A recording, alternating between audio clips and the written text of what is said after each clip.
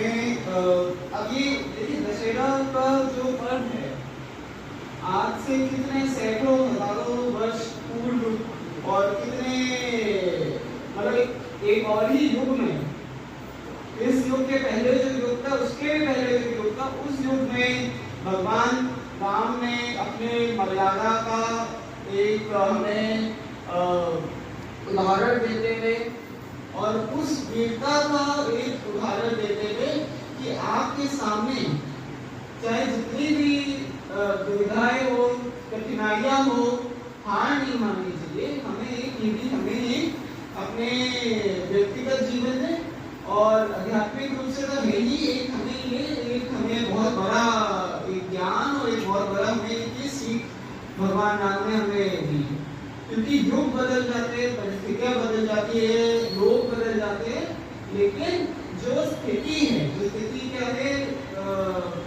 असुर की और देव भाव वाले व्यक्तियों की और जो दानव भाव वाले या श्री वृत्तियों वाले व्यक्ति होते हैं उनके बीच में कुछ ना कुछ कोई ना कोई युद्ध कुछ हमेशा जारी ही रहता है, क्योंकि युग बदलते ही इसलिए हैं। युग क्यों बदलते हैं? युगों का बदलने का एक हम कह सकते हैं प्रयोजना या वो कुछ यही है। अब जैसे पुराने समय में कहा गया कि आदि काल में सतयुग में धर्म के 4 पैर थे, फिर 3 पैर हो गए, उसके बाद 2 हो गए, अब सिर्फ 1 बचा है।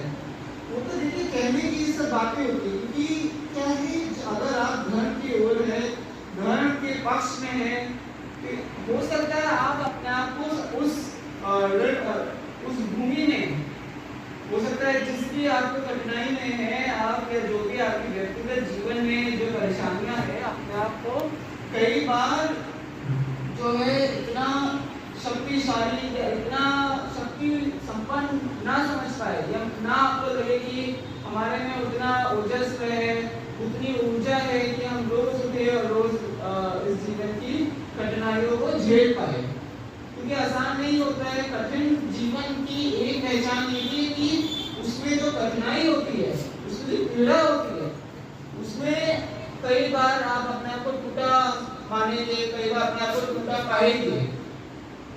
उसमें जब हम दशहरा का पर्व बनाते हैं और शायद आप में से कुछ लोग सत्य मंदिर उस दिन आए भी हो कल, और नवरात्रि के दौरान भी हो सकता है आपको सौभाग्य मिला हो या ना भी मिला हो दशहरा के दिन सत्य मंदिर में उपस्थित होने का, लेकिन जिन्होंने आप लोग जो दशहरा में आप आए सत्य मंदिर में, जो आपको दर्शन दुर्लभ जो आज दर्शन दुर्लभ इसलिए कह रहे हैं क्योंकि दुकानें बहुत है धर्म की आजकल जो है कई जगहों पे मंदिर के नाम पे दुकानें खुल रही है, कई स्थानों पे दुकानें खुल रही है, लेकिन एक हम आपको एक चीज जरूर बताएंगे कि मंदिर हमारे ओर से तो हम यही कहते हैं मंदिर तो पूरे विश्व में एक ही है जहां आप आज अपने आप को पाने का और उपस्थित होने का सौभाग्य पा रहे हैं।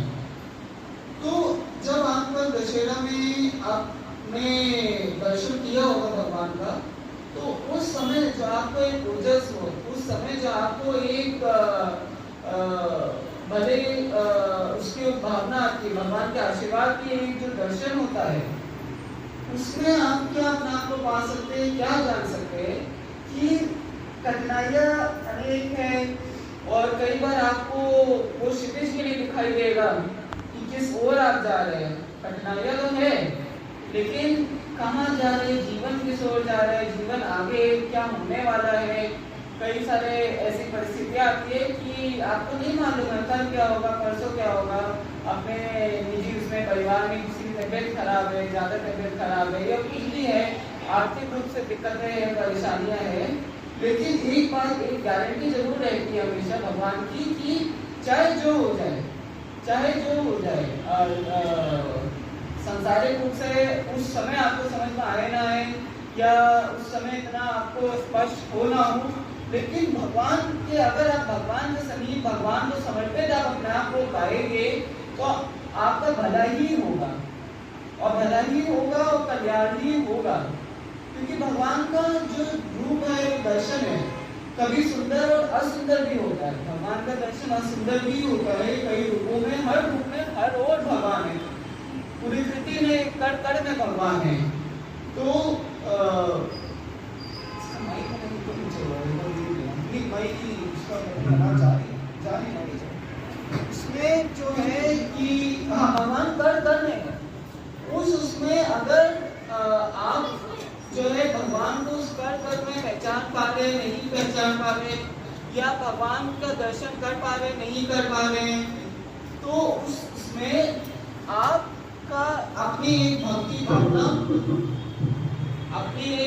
भावना और आपका जो भगवान का समर्पण है, वो आपके उसकी ही पहचान है। क्योंकि भगवान ने क्या कहा है कि एक भक्ति, देखिए कर्म करना, भक्ति क्या है? भक्ति है कर्म करना। एक भक्त की जो सबसे बड़ी शक्ति होती है वो उसकी भक्ति होती है। और भक्ति कैसे करता है? वो कर्मों से भगवान के लिए मानवता की जो सेवा है, जहाँ आपको यहाँ पर आपने अनेक बार सीखा होगा और जाना होगा, वही सत्य मंदिर में आपको प्रथम रूप से जो रोज हर बार आपको बताया जाता है, भक्ति का कोई और शॉर्टकट या भक्ति का कोई और माध्यम या तरीका जरिया नहीं है। अगर आप भगवान के भक्त हैं तो आपकी भक्ति भगवान से होती है और भक्ति में आपके कर्म होते हैं। तो उस भक्ति में जब आप अपने आप को समर्पित पाते हैं, अपने आप को लीन पाते हैं, तो भगवान का एक कल्याणकारी रूप दर्शन तो आपके साथ हमेशा रहेगा ही रहेगा। और हम ये पहले भी आपको बता चुके हैं कि कई बार कुछ कठिनाइयाँ आती है, कई सारी कठिनाइयाँ ऐसे निवारण हो जाती है, कई बार कठिनाइयाँ आने के पहले डर जाती है, आपको मालूम ही नहीं चलता है।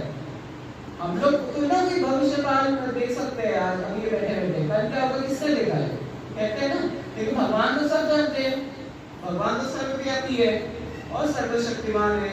तो कोई भी शक्ति भगवान से ज्यादा शक्तिशाली तो हो नहीं सकती, भगवान की जितना भगवान के आसपास भी शक्तिशाली नहीं हो सकती है। तो अगर आपका पूर्ण रूप से और एक निष्ठ विश्वास, हम एक निष्ठ विश्वास अगर आपका भगवान में है, तो जो है एक निष्ठ विश्वास होना बहुत आवश्यक है। क्योंकि भक्ति में एक दूसरा जो उसका स्तंभ होता है, सबसे जो प्रथम स्तंभ है वो तो कर्म का भय है।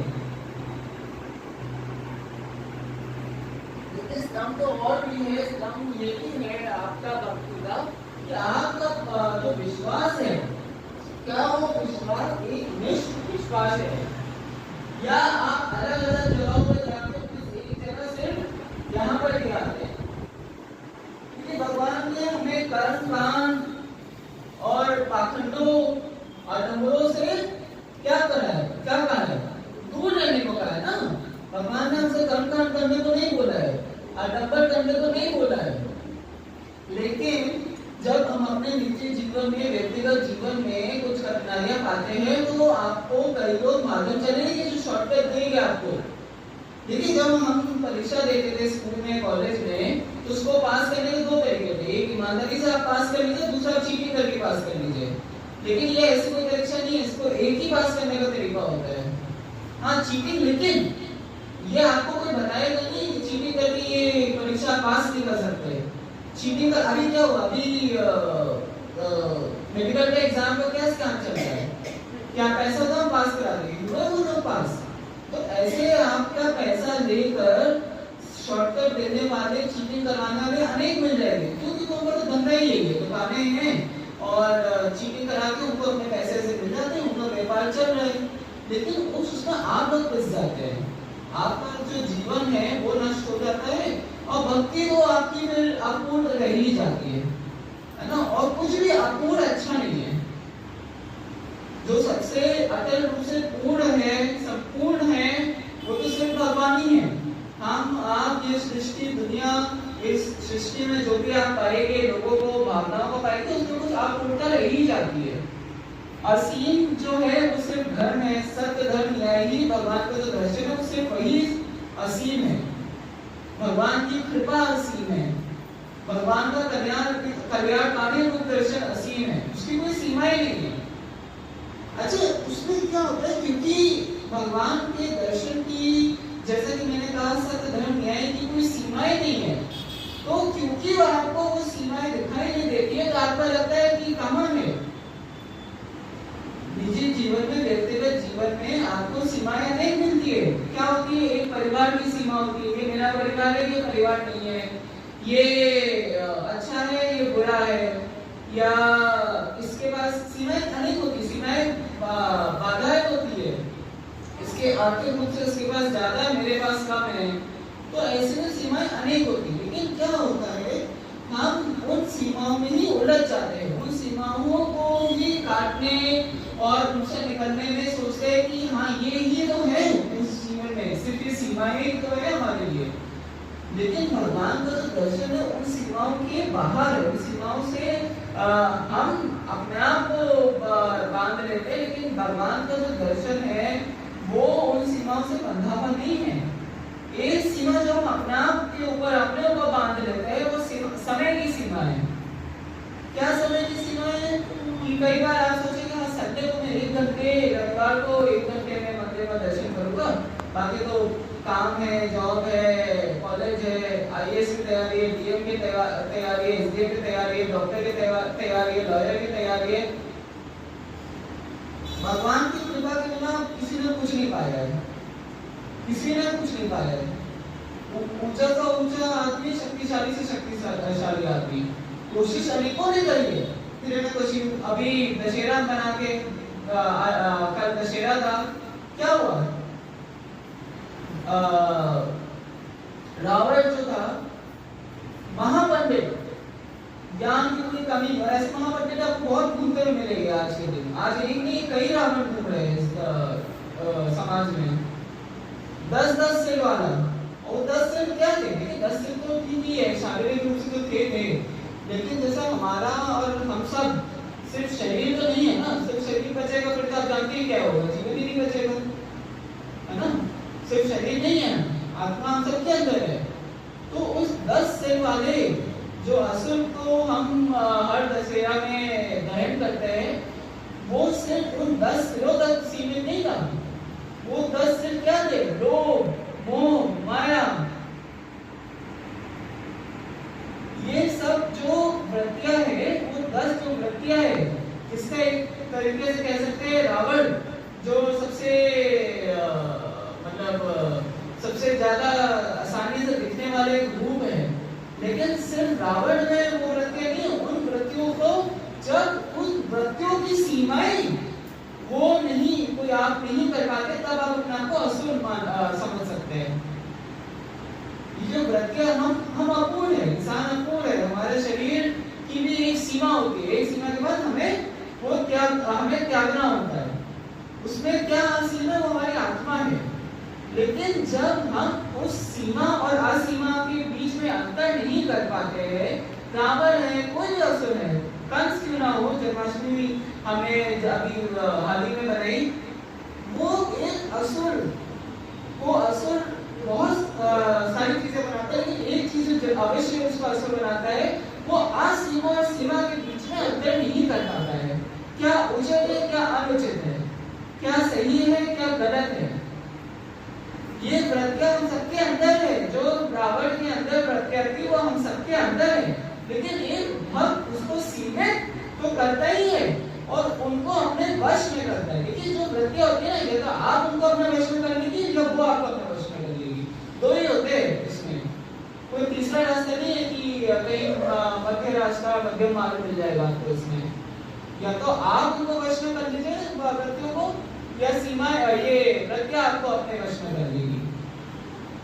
तो जिन चीजों की सीमाएं हैं उनको अपनी सीमाओं में रहने दीजिए, और जिन चीजों की सीमाएं नहीं है आपके जीवन में, किसकी सीमा नहीं है, कौन है जो किसी की जो सांस को आप खोलते हैं मुंह से जाएगा, आप नहीं पीछे सोना तो पीछे आप जाते हैं।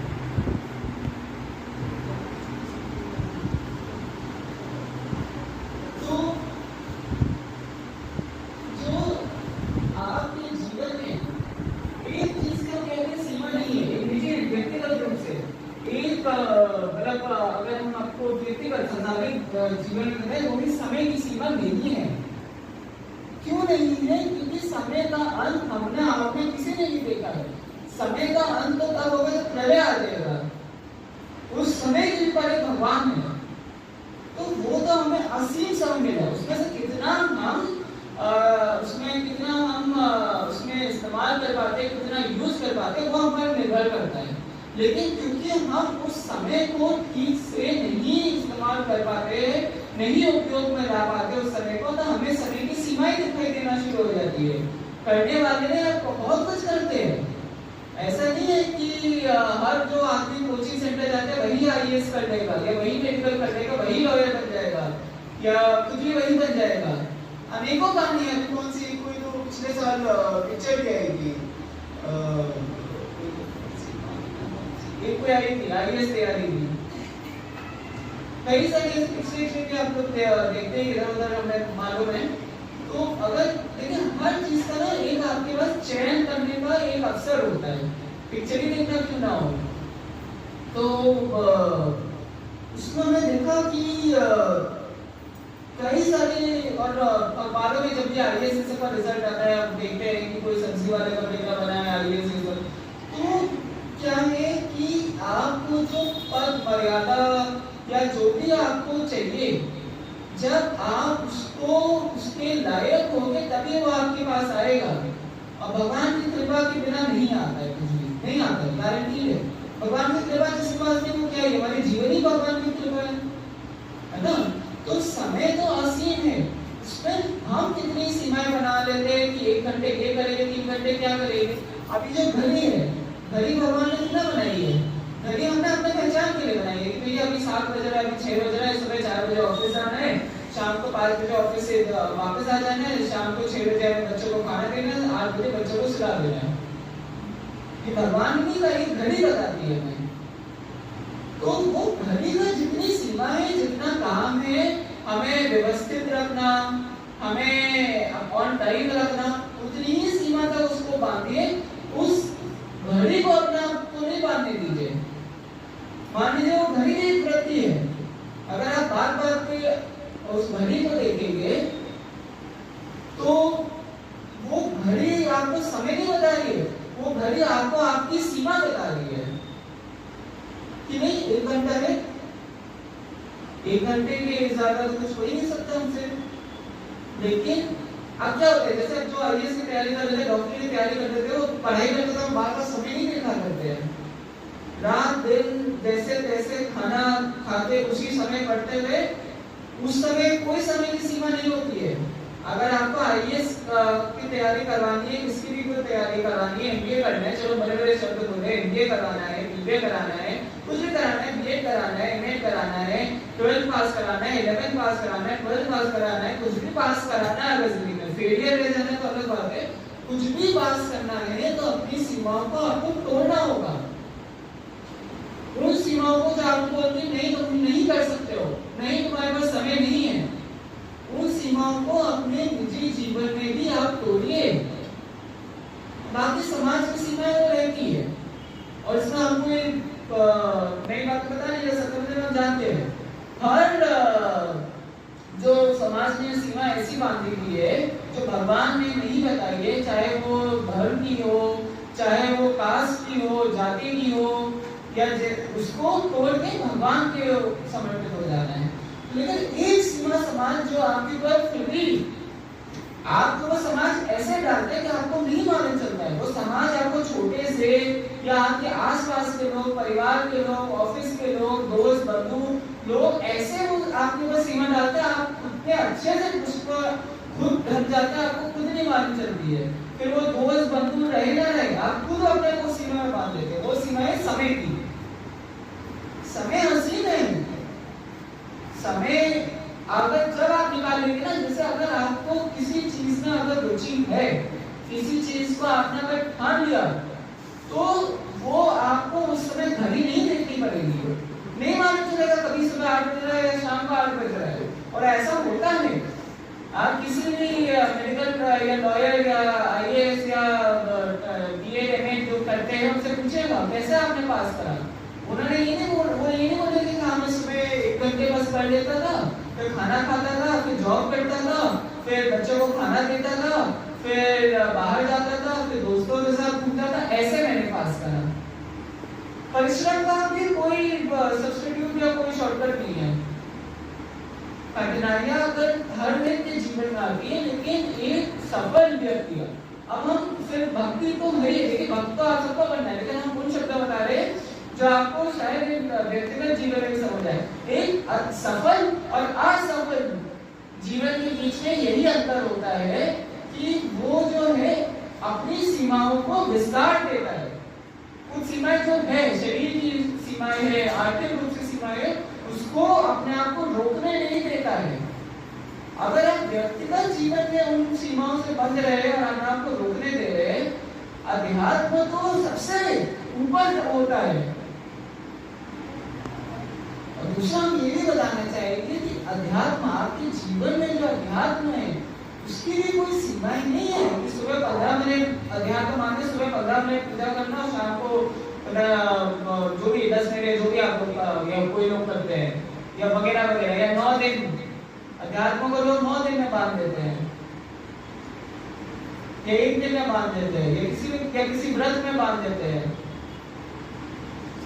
तो अध्यात्म में की भी कोई सीमाएं नहीं है कि ये इस सीमा तक अध्यात्म, इस सीमा तक राजनीति है, इस सीमा तक हमारे व्यक्तिगत है। अध्यात्म तो हर ओर है। जैसे अध्यात्म भगवान का जो कृपा है, भगवान की जो महिमा है, वो जो है उस वायु, उस हवा जैसे जिसको हम अपने श्वास में सांस अंदर बाहर लेते हैं, दिखाई दे ना दे, लेकिन वो हर ओर है। ऐसा तो नहीं होता है ना कि हम खाते टाइम सांस लेना छोड़ देते हैं या सोते टाइम सांस लेना छोड़ देते हैं, या कभी आप जिसकी सांस छूट जाती है उसका मृत्यु हो जाती है। तो जैसे सांस लेना ये जीवन है, वैसे अध्यात्म ये जीवन में है। जैसे आप सांस लेते ना, उतना ही नेचुरल, उतना ही ये आपके जीवन में उतना ही वो होना चाहिए, हर रोज उपस्थित होना चाहिए। भगवान से संबंधित जो भी है ना, भगवान सर्वव्यापी है, वो हम जानते हैं, है ना। भगवान सर्वव्यापी है, तो भगवान की जो कृपा है, भगवान की जो महिमा है, और भगवान से जो आपको आपका अध्यात्म जोड़ता है, वो भी सर्वव्यापी ही होता है। उसमें अगर आप सीमाएं ढूंढिए तो अलग बात है, उस सीमाएं आप जो ढूंढे थे वो आप खुद बना रहे हैं सीमाओं को। वास्तव में अगर हम आपको एक किसी जंगल में या किसी शहर से बाहर कहीं ऐसी जगह छोड़ दे जहाँ लाइट नहीं हो, घड़ी नहीं हो, तो क्या होगा? ऐसा तो नहीं ना, जहाँ पर आप किसी जंगल में, गहराई के जंगल में आपको छोड़ दे तो वहाँ 7 नहीं बज रहा होगा, लेकिन क्या आप उस समय सोचेंगे अरे 7 नहीं बज रहा है तो मैं खाना नहीं खाऊंगा? भूख आपको 7 बजे लग जाएगी, चाहे वो घड़ी में आपको 7 दिखाई दे ना दे। तो ये तो 7 बजना तो घड़ी का एक मैकेनिकल वो टाइम है। जैसे आपको घड़ी दिखाई देना दे, आपको समय रहते नींद आना या नींद खुल जाना या भूख लगना या ना भूख लगना होता है, वैसे आत्मिक रूप से आपके आत्मा को वो एक भूख जो लगती है ना, वो हमेशा जारी रहनी चाहिए। उस समय देखकर वो भूख नहीं लगती होती है कि अगर हमने नहीं देखा कि 7 की बजा तो 7 बजे भूख नहीं लगेगी, लग जाएगी, खुद मालूम चल जाता है कि थोड़ी देर हो गई है। थोड़ी ना शेर ये सब करते कि अरे अभी किरण जा रहा है, अभी 7 नहीं बजे, अभी नहीं खाएंगे। उस शेर जो है एक हम कहेंगे एक जो जानवर है, और आप में क्या अंतर है? आप सीमा और असीमा के बीच में अंतर जानते हैं। अंतर ये भी है कि उसका मन उसका ज्यादा शुद्ध हो, उसकी जो वृत्ति है वो कर रहा है, लेकिन आप अपने वृत्तियों को अपने उसमें कंट्रोल कर सकते हैं, उन वृत्तियों की सीमाएं बांध सकते हैं। शेर का अगर भूख लगी है, वो जो खाना वो खाएगा, वो अगर समय रहता है उसको क्रिकेट खा लेगा, घास भी खा लेगा, पत्थर भी खा लेगा वो। लेकिन आप तो इंसान है ना, आपको मालूम है कि ये मांसाहार नहीं करना है। हमारे पास अब तो ना आप लोग जंगल में भी चल रहे हैं, भैया जो मिल गया खा लिया। थोड़े तो मतलब हम पिछले कुछ 10, 15, 20 हजार साल में आगे बढ़ गए ना। तो भगवान राम ने हमें जो सीख दी है उसकी भी युगों से कोई सीमा नहीं है कि आप उसको परिवर्तित करते रहिए कि भैया आज से 10 साल पहले तक तो भगवान मर्यादा पुरुषोत्तम थे और आप हिंसा के प्रतीक बना दिए गए। भगवान की जो सीख है उसमें ना बंटवारे ना करें और ऐसे ही समय का भी बंटवारा ना करें। समय को उतना ही आप बांटे जितना आपको व्यवस्थित होने के लिए आवश्यक है निजी और व्यक्तिगत जीवन में। उतना मत बांटिए कि आप खुद ही बढ़ जाए समय में कि पूरे दिन हम सुबह ऑफिस जाएंगे और पूरे दिन ऑफिस में हम अपने माता पिता से बात नहीं करेंगे क्योंकि हम तो ऑफिस में हैं और सिर्फ शाम को हम बात करेंगे। अगर माता पिता अगर आपका कोई मतलब भगवान न करे कोई जान पहचान का अगर हॉस्पिटल में भर्ती है तो समय देखकर तुम उनको कॉल करेंगे। उस समय अगर आपके पास डॉक्टर का कॉल आ गया तो आप नहीं देखेंगे कि अरे मेरे ऑफिस या कॉलेज में या स्कूल में ब्रेक नहीं चल रही है, आप छोड़ के आते हैं। तो वो जो आपकी प्राथमिकता है वो भी आप समझिए कि क्या प्रथम है, कहाँ इसकी कितनी प्राथमिकता है। ये बहुत हम कोई आप एमबीए की तैयारी कर रहे हैं, घर में अगर आप कुछ अपना जो भी मैनेज कर रहे हैं, खाना बना रहे हैं, जो भी कर रहे हैं या स्कूल जा रहे हैं, कॉलेज जा रहे हैं, कंपटीशन में तैयारी कर रहे हैं, समय को निर्धारित करना